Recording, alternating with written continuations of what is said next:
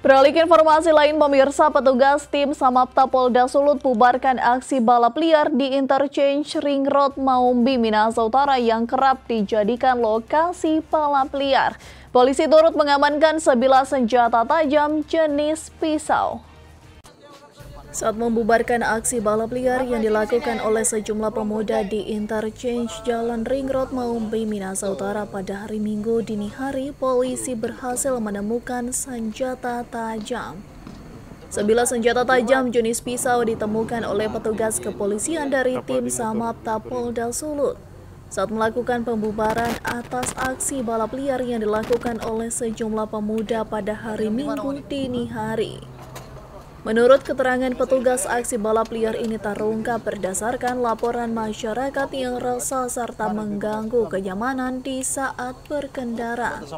Pemuda yang kebanyakan masih di bawah umur tersebut dan masih berstatus pelajar ini akan diamankan ke Mapolda Sulut untuk selanjutnya akan diberi pembinaan dan diharuskan membuat surat keterangan tidak akan melakukan aksi seperti ini lagi. Dari kami sendiri, dari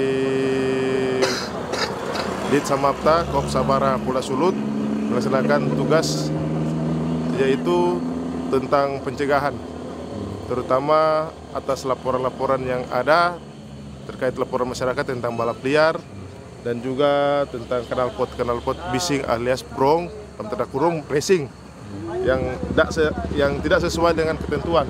Sarung DP sarung mana? Sarung. Ini kita dapatkan satu pisau sajam, tidak tahu ini bentuk apa lagi ini, di kendaraan roda 2. Aksi balap liar seperti ini marak dilakukan di sejumlah lokasi di Kota Manado dan di Minahasa Utara. Aksi ini sangat meresahkan warga karena selain mengganggu kenyamanan pengendara lain, aksi ini kebanyakan dilakukan oleh anak-anak yang masih di bawah umur.